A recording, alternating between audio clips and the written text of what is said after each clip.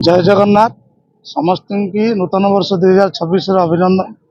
आज आम जो जो कार्यक्रम आम करुर एक्चुअली जातीय रोड सेफ्टी मंथ माने जनवरी 1 रु 31 पर्यंत पालन कर परिप्रेक्षी में आम आरटीओ तालचेर तरफ गोटे मोटरसाइकेल रैली मध्यम आम जनसाधारण सचेतन करेबू रोड सेफ्टी उपर आम आज प्रोग्राम को आरंभ करुचु।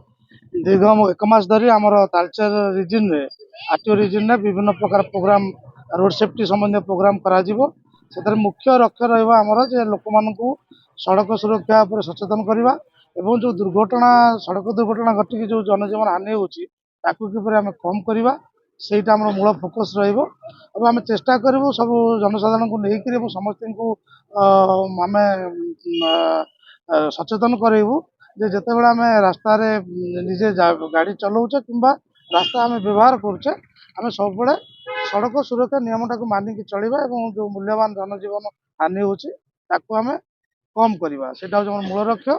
आमर ये प्रोग्राम जो गोटे मास धरी चलो एम विभिन्न संस्था को भी इनवल्व करेबू जमी स्वेच्छासेवी अनुष्ठान मान करूँ स्कूल कॉलेज मानक भी आम अवेयरनेस प्रोग्राम करूँ वॉलंटियर ऑर्गेनाइजेशन जो मैंने भी आम एंगेज करूँ।